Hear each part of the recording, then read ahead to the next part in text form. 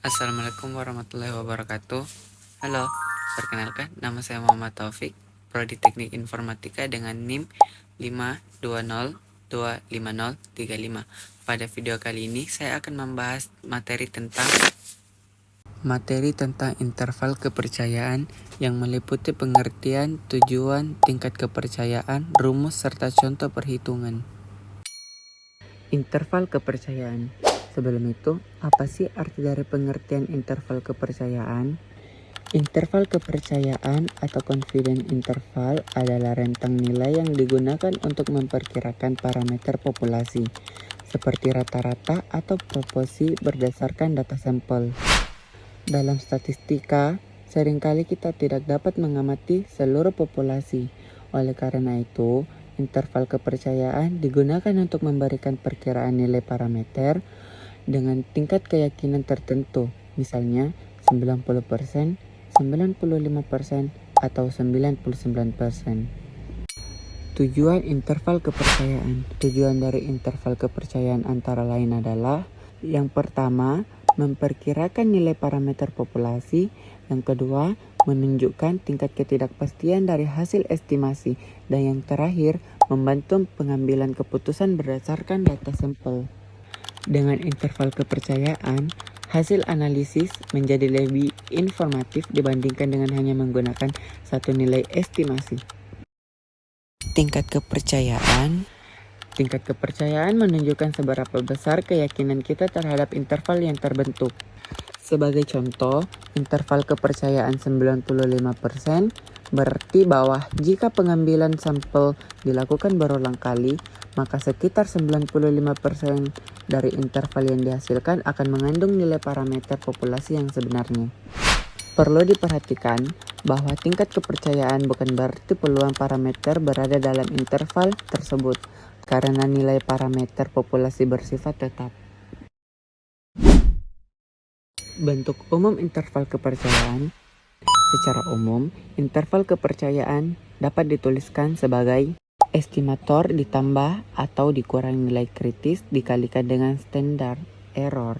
Estimator adalah nilai yang diperoleh dari sampel seperti rata-rata sampel.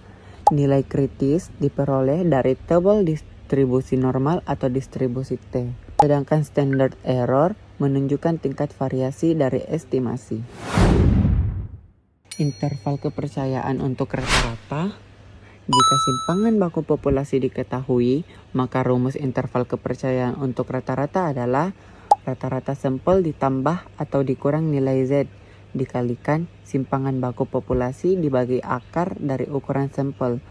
Namun jika sampingan baku populasi tidak diketahui, maka digunakan distribusi T dengan rumus rata-rata sampel ditambah atau dikurang nilai T dikalikan simpangan baku sampel dibagi akar dari ukuran sampel. Interval kepercayaan untuk presisi. Selain rata-rata, interval kepercayaan juga dapat digunakan untuk prosesi. Rumusnya adalah prosesi sampel ditambah atau dikurang nilai Z dikalikan akar dari prosesi sampel dikalikan 1 dikurang prosesi sampel dibagi ukuran sampel. Interval ini biasanya digunakan pada data berbentuk persentasi atau perbandingan. Contoh perhitungan. Sebagai contoh, diketahui rata-rata sampel adalah 70, simpangan baku 10, dan ukuran sampel 100.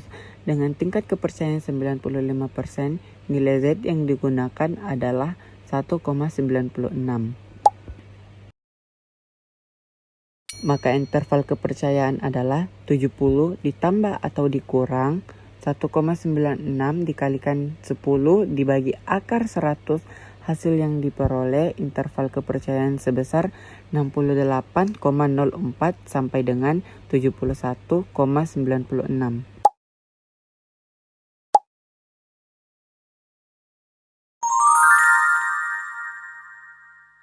Artinya, dengan tingkat kepercayaan 95%, rata-rata populasi berada pada rentang tersebut. Sebagai kesimpulan, interval kepercayaan merupakan alat penting dalam statistika inferensial untuk memperkirakan parameter populasi berdasarkan data sampel. Lebar interval kepercayaan dipengaruhi oleh tingkat kepercayaan, ukuran sampel, dan variasi data. Semakin besar ukuran sampel, maka interval kepercayaan akan semakin sempit dan estimasi menjadi lebih akurat. Demikian penjelasan mengenai interval kepercayaan. Semoga video ini dapat membantu memahami materi dengan baik. Terima kasih atas perhatian. Wassalamualaikum warahmatullahi wabarakatuh.